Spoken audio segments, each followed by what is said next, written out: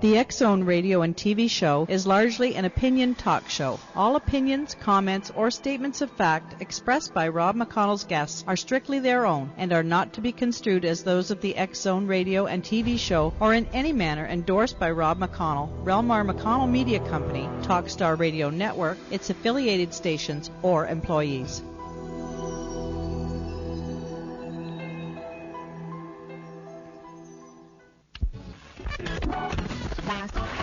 All Hit Radio.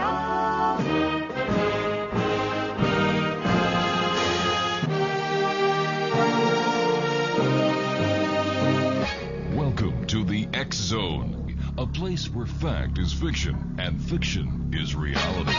Now, here's your host, Rob McConnell.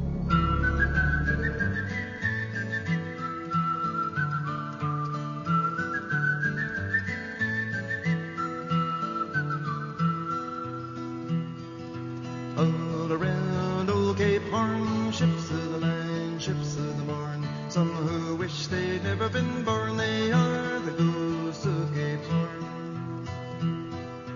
All around a riddle rum with a rim dim diddy and a rum tum tum. Sailing away at the break of dawn, they are the ghosts of Cape Horn. See them all in sad repair, demons dance everywhere. Southern gales, tattered sails, and none to tell the tale.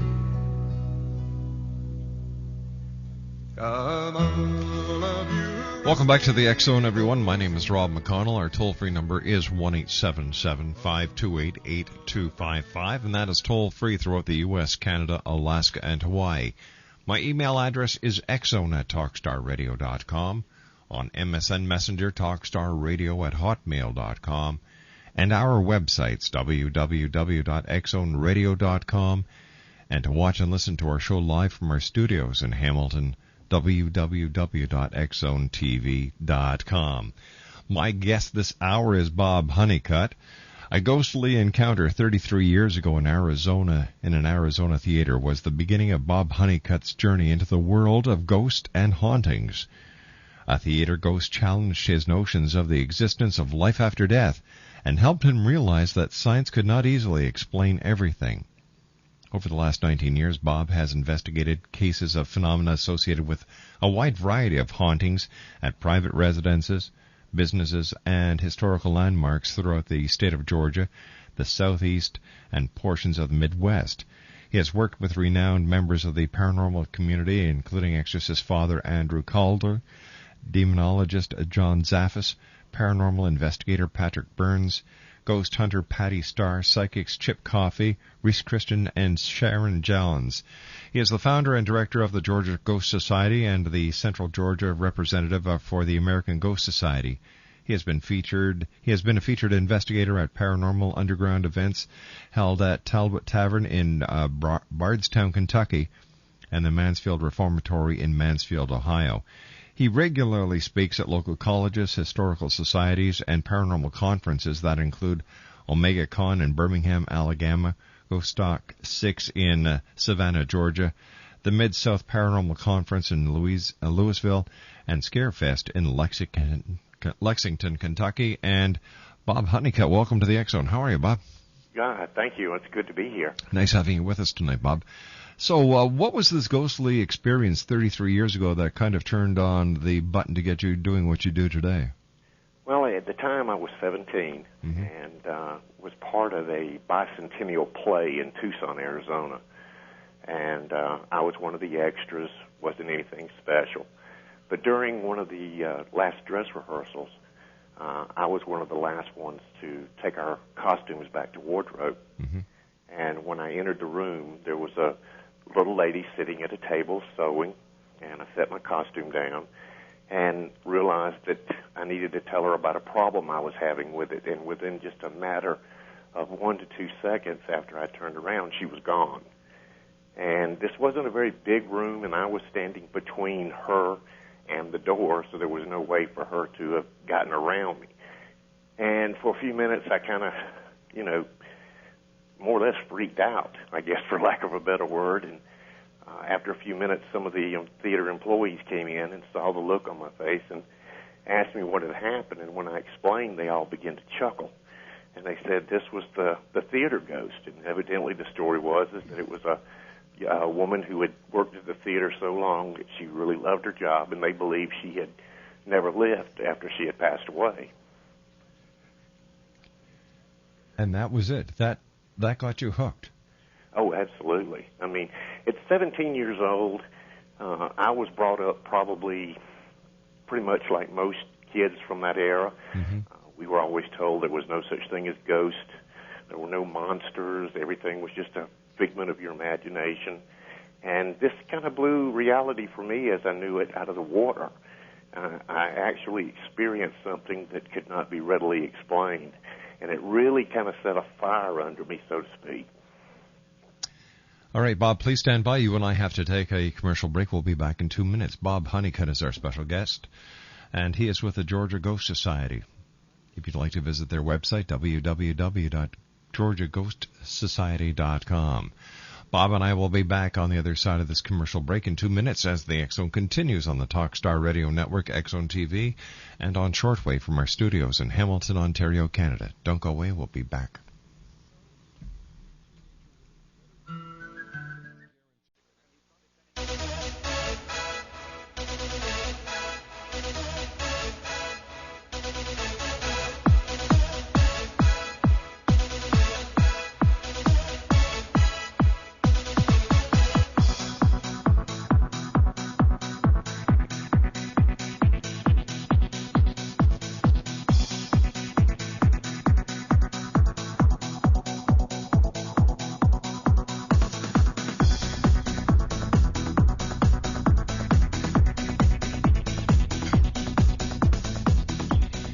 Bob HUNNICUTT is my guest this hour. X Zone Nation, his website is www.georgiaghostsociety.com.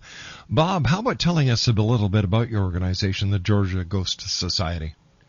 Well, first of all, we are a nonprofit organization, which means that we do not charge for any of our services or recommendations from any member in our group. We were officially created in 1999, and we are a little bit different from a lot of the groups out there.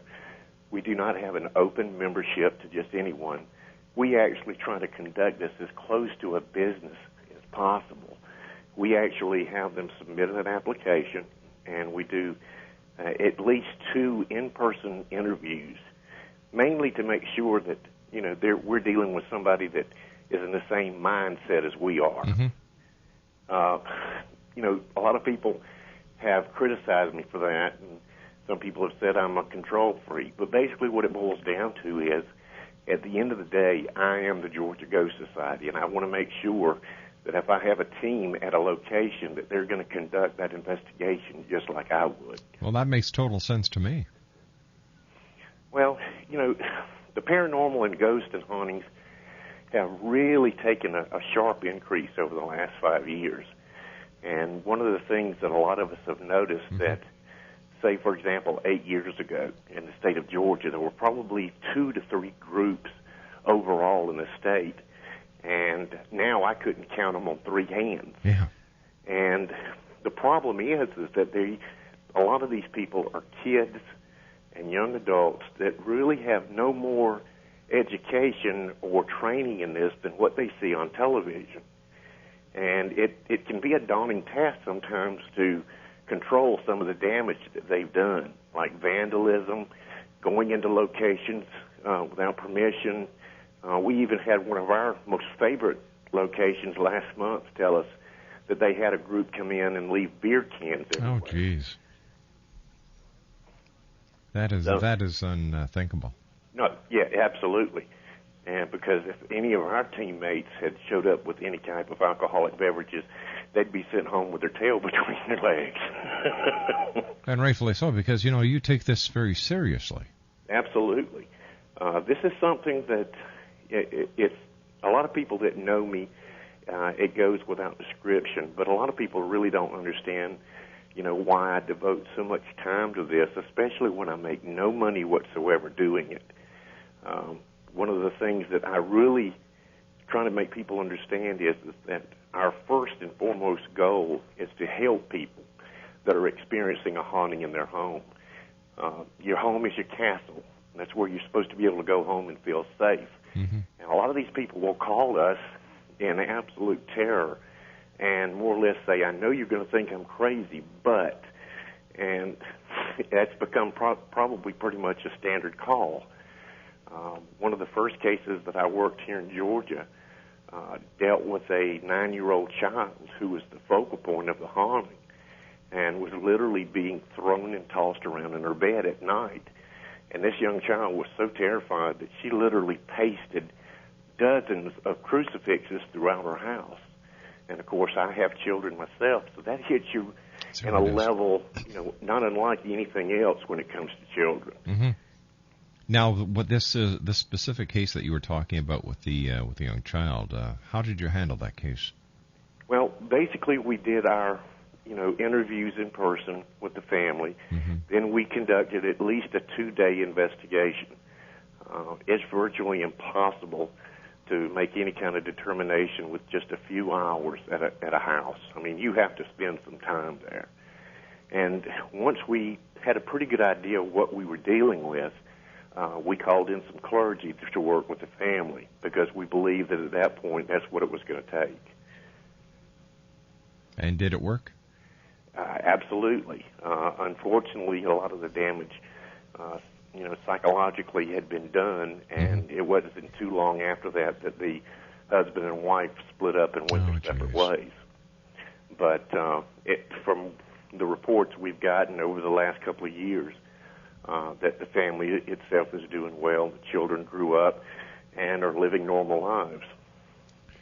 Now, there are a lot of different theories about ghosts, what they are. What do you believe ghosts really are? Well, now that's a good question, Rob.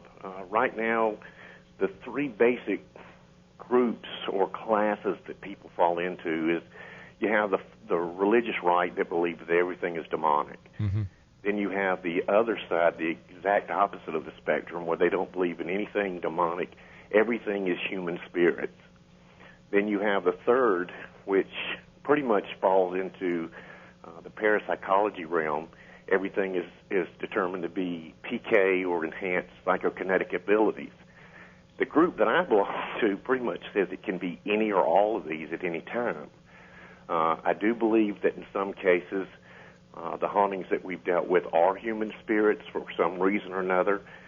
They've decided to stay, whether it was a location that they were fond of or if they felt like they had a person in their family they needed to protect and watch over, or perhaps maybe they did not realize that they had died and passed on.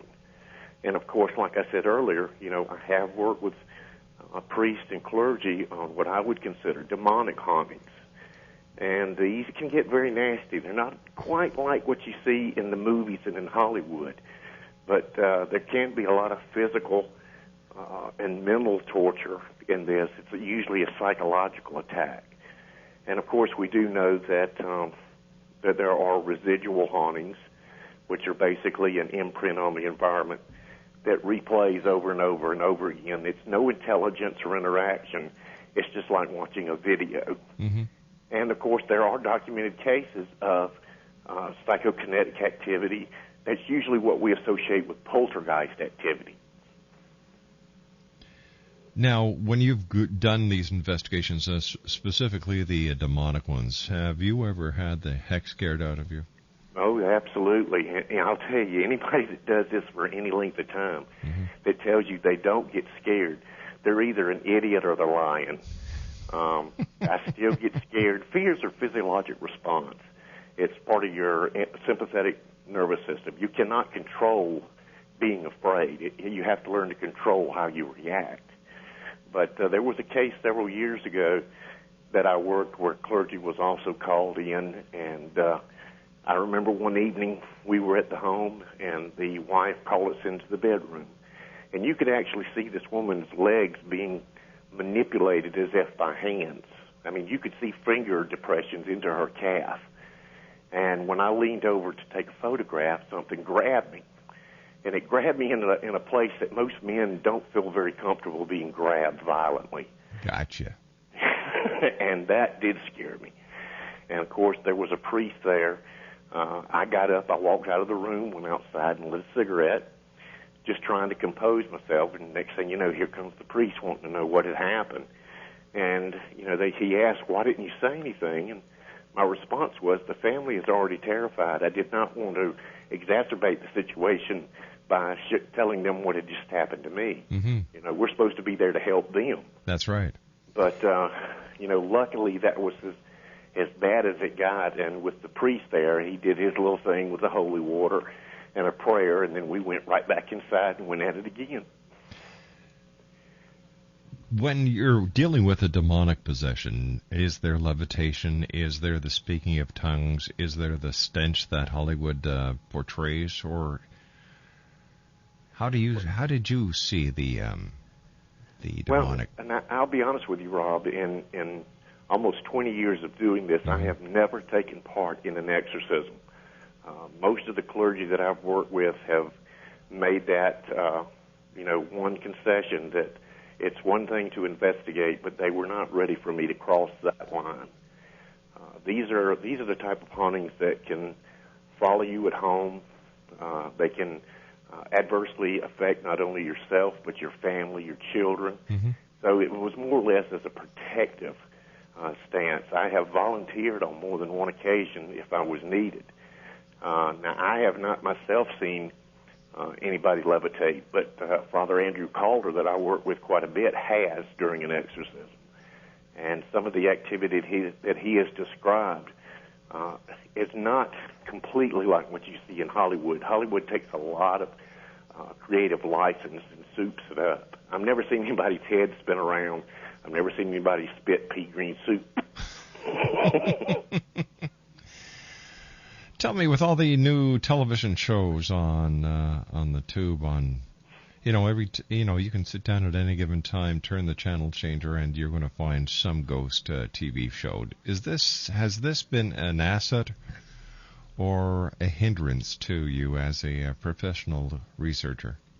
I consider it a little bit of both. When it first started about 4 or 5 years ago with Ghost Hunters, that was really the first major network viewing for paranormal activity. Of course, we had things during Halloween, documentaries and such, but this was the first pseudo look into what we do. Although it's not completely authentic, but it does give people a basic idea of what goes on. Then, as things progressed, you started getting into shows like Paranormal State, yes, A Haunting, which these focus on nothing but the negative hauntings. And as a result of that, a lot of people in the field and I have talked about it, and we have all seen an increase in the number of requests for investigations that they believe is demonic because they are associating a particular thing with what they've seen on TV. Interesting. Bob, please stand by. You and I have to take our news break at the bottom of the half hour. Bob Honeycutt is our special guest. He is the founder and director of the Georgia Ghost Society. Their website is www.georgiaghostsociety.com. When we come back on the other side, we're going to be talking to Bob about more ghost encounters that he has had, the type of investigations that they do at the Georgia Ghost Society. And we're also going to talk to Bob about EVPs. He sent us some EVPs to play during this hour, so we'll do that. All this and more as the X Zone continues on the Talkstar Radio Network, X Zone TV, and on shortwave from our studios in Hamilton, Ontario, Canada. Don't go away.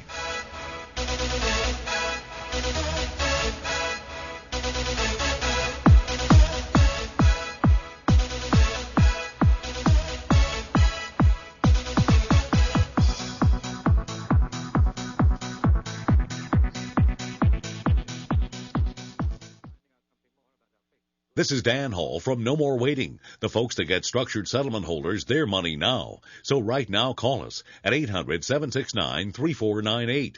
Got an insurance settlement that's taking years to pay out, but you want your money now? No More Waiting is for you. You're in the third year of a 20-year settlement, but you want a new car or a new home now. No More Waiting is for you. Need to catch up on bills now? No More Waiting is for you. Call 800-769-3498. Want answers about your settlement payments now, No More Waiting is for you. In fact, No More Waiting has prepared a DVD chock full of information to help you get the most money for your settlement payments. Call today. It's free and there's no obligation. Call 800-769-3498. That's right, for your free DVD. Just call 800-769-3498. For your free quote, your free DVD, and your path to financial freedom. Call No More Waiting at 800-769-3498 now.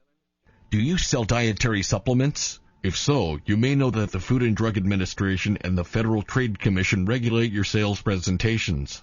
Violation of the federal rules can lead to stiff penalties. You really must know the law. Fortunately, help is just a phone call away. Law Talk Incorporated has produced a CD series, 4 CD interviews with renowned attorney Jonathan W. Emord that explain the legal limits on sales presentations. The CD series guides you through FDA and FTC regulation, explaining the law that governs sales presentations, website content, and health claims, as well as global restrictions on supplement sales. This is a must-buy for network marketers and supplement companies alike. To obtain the CD series, call 1-888-RU-FREE-1. 1-888-RU-FREE-1. That's 1-888-783-7331. Call today.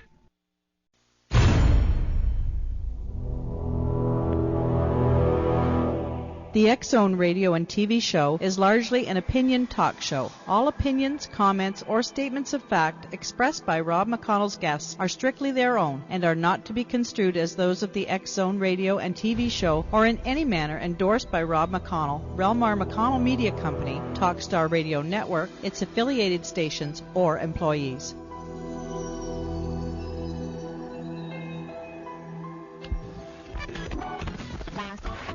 All Hit Radio.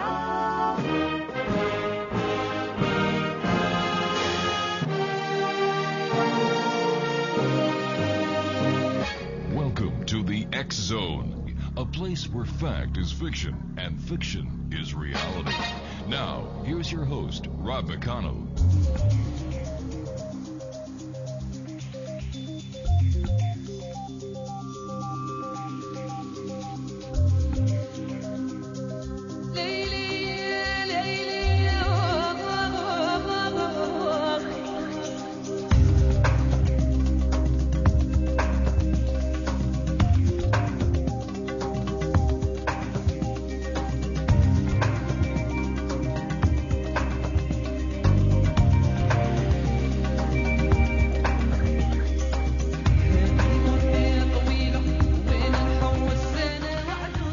Rob Honeycutt is my special guest. 1-877-528-8255. That's toll free throughout the U.S., Canada, Alaska, and Hawaii at 1-877-528-8255. My email address is xzone@talkstarradio.com. On MSN Messenger, talkstarradio@hotmail.com, and our websites, www.xzoneradio.com and xzonetv.com. Bob Honeycutt is the founder and the director of the Georgia Ghost Society. And Bob, is there any proof that ghosts are real and that hauntings are real and they're just not a figment of people's imaginations? That's also a good question, Rob. Right now, there is no empirical proof, scientific data that would support it. Mm-hmm. Unfortunately, the way scientists would want to prove it would be able to recreate it on command. And one thing we've learned over the years is that ghosts don't perform on command. If they don't want to come out and play, they're not going to come out at all. Although you cannot prove it scientifically, we have seen some correlation to where we can prove it historically. We worked one case a few years ago that's a good example. It was an older southern home that was built approximately 200 years ago. Mm-hmm. The original family who had built the home lived there for years, and over the last 70 to 80 years, 3 other different families have rented and lived in the home. All of the 3 families since the original owner's family experienced activity in the house. Each family witnessed an apparition, and they never had a chance or an opportunity to speak with each other at any time during, their occupancy of the house. But investigation and research revealed that each family was experiencing the exact same activity in the exact same rooms. And when a representative from the family were pulled and shown a particular photograph, they all picked out the same person as being the apparition they saw. And the photograph was one of the original owners. So there have been reports of ghosts and hauntings since before recorded time, even before the time of Christ. So there's got to be something going on. I don't think that every investigation that we conduct is absolutely a haunting or paranormal activity. We have seen that a lot of this is mistaken activity that they mistake as a haunting. And one of the things that we do that's a little bit different than most groups, when we first begin our investigation, we set out to rule out natural causes first. We identify initially when we first get there and throughout the night things like power sources, conduit in the wall, compressors, refrigerators, things like that, things that naturally emit a large EMF field. And again, this even though we try to use certain scientific principles and protocols, you don't really conduct a scientific investigation because science does not consider this a viable field of research. They consider it a pseudoscience. Now, why hasn't the research that you and other credible researchers are doing, why is science having a hard time with this? It's because it does not fit into their little box of scientific principles that they all believe in. In 2006, there was a professor at the University of Central Florida, a physics professor, that wrote a paper stating that if ghosts really did exist, they would violate Newton's third law of motion. For every action, there's an opposite and equal reaction. Mm-hmm. So in other words, for a ghost to be able to pass through a wall, it should not be able to walk on a floor and not pass through. But what this particular scientist was basing his information on was his disbelief. You can't put physical properties to a spiritual world. Most of the people that have experienced ghosts or apparitions, you're not actually seeing a physical body. It's either how the particular person is interpreting what is being sent to them, or it's how we believe sometimes it's how the spirit sees themselves. A lot of people see hauntings of individuals that died, but when they died, they were old. Yes. So, and they see the spirit as a younger version of that person. So we don't really know exactly how or why we're seeing them. But there are enough, cases throughout the years and enough documentation and research to show that there is something going on. You sent me some EVPs to play on tonight's shows. I was wondering if you could tell our audience who may not be familiar with the term EVP what an EVP is. Well, EVP stands for electronic voice phenomena. Mm-hmm. And primarily what this is the use of either analog audio recording or digital audio recordings in an environment such as a house or an interior location primarily.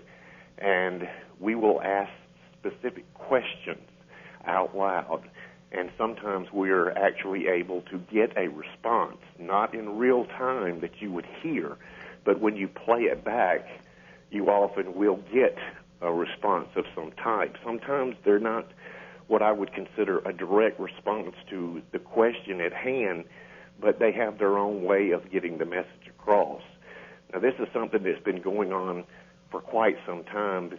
The original father of EVP was actually a environmentalist who was doing bird studies. And when he played the recordings back, he actually heard human voices, but he knew that the location where he was recording, there were no other people around. Thomas Edison also did some research into this and actually had plans for what he called a telephone to the dead. And within the last couple of years, they have built what they call a telephone to the dead, where you can actually use it what they consider for spirit communication. Mm-hmm.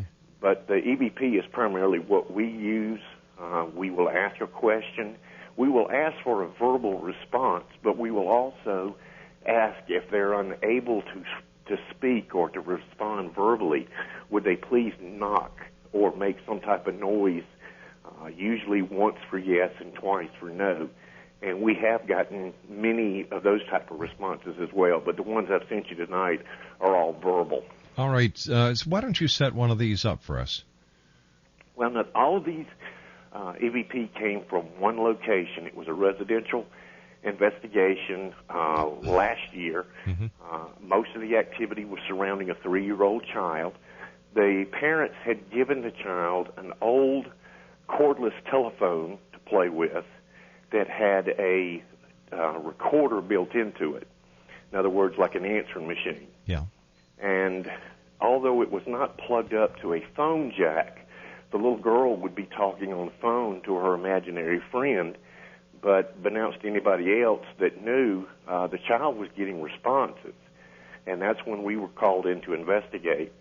And during this 3-day investigation, we actually got over 25 Class A's, which are EVPs come in 3 classes, Class A, B, and C. A being the most easily heard, C being the worst. And these are just as clear as if somebody walked up and whispered in your ear. Now, which one would you like me to play first? Any one of them. My particular one that really caught my attention were the 2 that talked about somebody's mother being dead. Okay, we've got John's mom's dead John's and mom's Mickey's. dead, and I think the other one was Mickey's mom's Yes. dead. And there was nobody there that lived in the home by those names. All right, so we'll play John mom's dead. Here we go. Once again. Whoops. And that's pretty clear. John's mom's dead. Absolutely. And these are the type that, even though as long as I've been doing this, as soon as I heard them, the hair on the back of my neck stood up. Because this kind of clarity is not very common. All right, this is the second of 5 that you sent us. This is Mickey's mom's dead. Here we go. And again. And we'll just do it one more time. The voice that we're hearing, were you able to ascertain whose voice it is? Well, we had a psychic with us named Sharon John, who is quite famous working with the law enforcement agencies on missing persons and murders, and she's even been featured on a lot of the psychic television programs. And she was under the impression that it was a child molester. We believe that not only was there a human spirit there, but we also believe that this could possibly be a malevolent spirit, because we do believe that spirits attract spirits. And because it was focusing so much on just the child, and there were other people living in the house. There was even another adolescent boy who was younger than the girl, but everything seemed to focus around her. The bad thing was that the activity got to the point where it really frightened the family so bad that they fled from the home and did not want any of us, to work on them any further. I begged the family to let us bring some clergy in, but unfortunately, a lot of times people will adopt the ostrich syndrome. If they stick their head in the sand, if they can't see it or hear it, it's gone away. Here's another clip that you sent me. Georgie's good. All right, so listen to this one, Exxon. And again. And one more time. Once again, that's a very clear EVP. Exactly. And one of the things, now these particular recordings were while we were present. There were other recordings that were done, before we came into this case. but we only really paid attention to the ones that we knew without any possibility were faked or recorded some other way.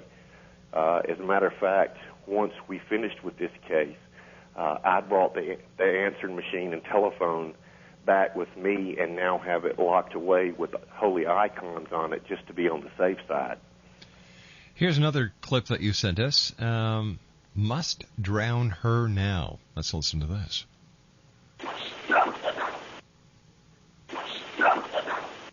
And one more time.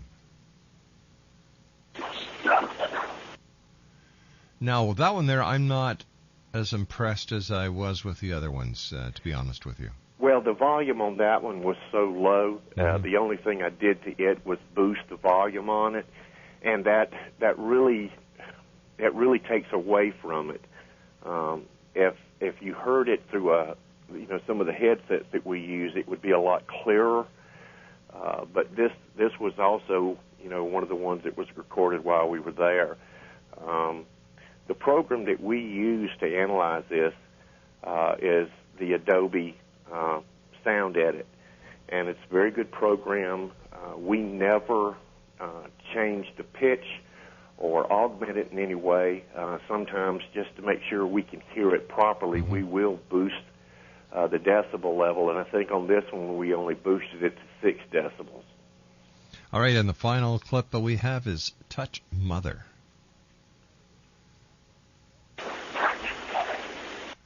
And again. And the final time. Now, these were all taken from at the same location, right? Exactly. What is the story behind this location? Were there murders? Was there a torture going on? What is going on here?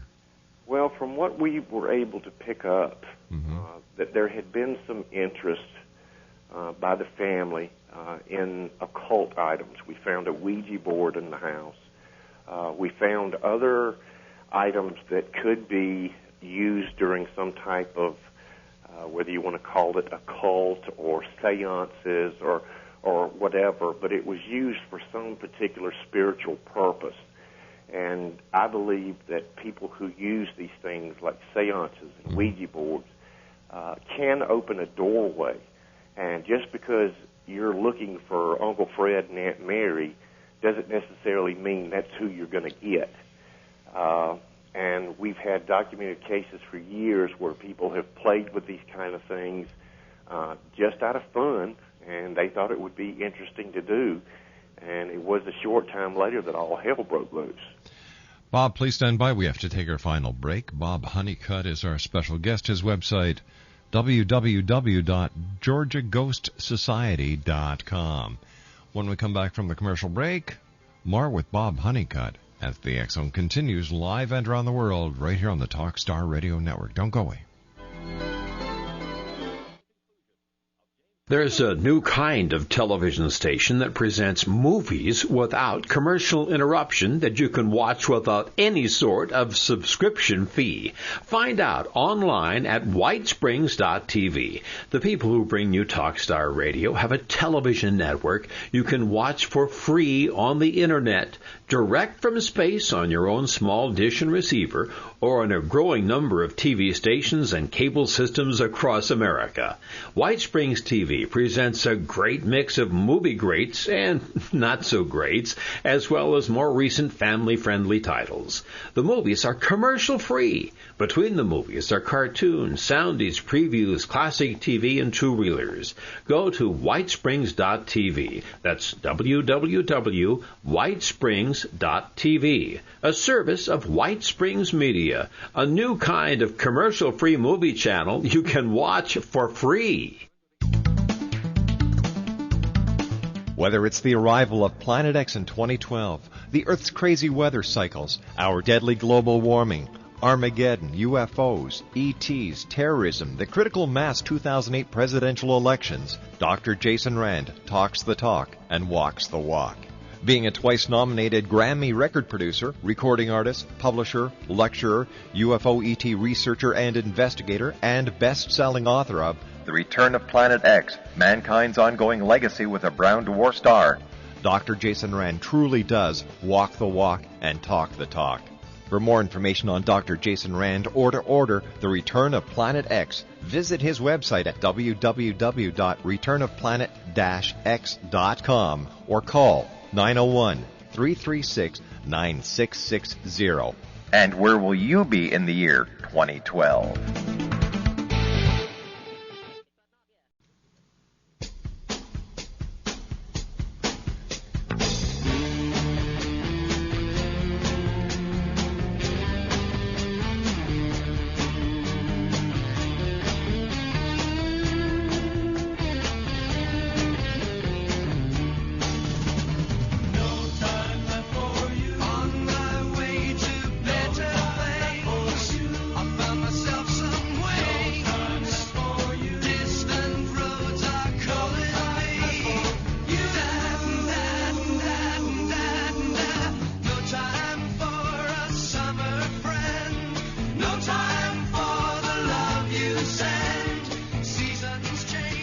And welcome back, everyone. I'd like to take this opportunity of thanking all our guests tonight. We started off the night with Jules Nadeau. We were talking about the daily lives of 12 of the holiest people in the world. They've just finished a new documentary entitled In God's Name. Second hour, Serona Knight joined us for Dream Interpretation. Third hour, Nathan Brown talked about the Complete Idiot's Guide to World Mythology. And my guest this hour is Robert HUNNICUTT. He is the founder and director of the Georgia Ghost Society. Bob, first of all, thanks very much for joining us tonight. It's been a pleasure having you on the show, and thanks for sending those EVPs. Oh, it's been a pleasure. I appreciate the invitation. It's been great. Bob, how many members of the Georgia Ghost Society are there? At this present time, we have right at 27 active members. Some of the members that helped us when we first got started have eventually moved away. We have a husband and wife team that are in the military and are now stationed in Seattle, Washington. I have another one that has moved to Kentucky, and they've just been part of the family. So as long as there's a Georgia Ghost Society, they'll be a part of it. What would you like to tell people who may be considering becoming ghost hunters? Well, the thing that I tell to everyone is if this is something that you're interested in doing, do it right. When you're ready to learn to drive, somebody has to teach you. When you start your first job, somebody has to train you. So don't be in such a rush. Don't try to take off more than you can chew. Find a team in your area that is established, has been working for at least 8 or 10 years. Learn it from the ground up before you decide to start your own group. That's been the primary reason why there's been such a large surge of new groups over the last few years. And everybody calls himself a paranormal investigator. Don't give yourself a title. Be a ghost hunter first. Learn it. And then if it's something that you want to dig into deeper, then by all means go. But most people think that every place we go is going to be extremely active. There have been many investigations where for hours on end we get nothing. So it's like going fishing. You have to throw your line in, wait a while. If that doesn't work, put it somewhere else. That's right. Again, Bob, thanks very much for joining us tonight. A great pleasure talking to you, and I look forward to the next time when you visit us here in the X Zone. Thank you, sir. Bye-bye now. That's it for tonight, everyone. Wow, what a great show. On tomorrow night's show, I have one of the world's leading physicists joining me, and we're going to be talking about the future. And Cal Korff will be with us. That's all I'm going to say. Visit our website at www.xzoneradio.com to see who my very first special guest is for the first 2 hours of tomorrow night's show is going to be. Batman at Master Control, thanks, buddy, for keeping us up on those 3 birds in the sky galaxy 4R, Telstar 7, and Aglia 2, and on TalkStarRadio.com streaming audio. To my wife and senior producer, the lovely Laura Rogers, thank you, sweetheart. Keith Friedman at Consolidated Streaming, thanks, Keith, for keeping our video feed going for us. And you, Thank you, the members of the X-Zone Nation. Thank you for allowing us to be part of your day, your night, no matter where you are on this great big world of ours. I'll be back tomorrow night at 10 o'clock as once again we cross the time-space continuum to this place that I call the X-Zone. So until tomorrow night, X-Zone Nation, if you've got a little child at home, give them a hug, give them a kiss. Tell them they are loved because they are the leaders of tomorrow. And always keep your eyes to the sky and your heart to the light. Good night.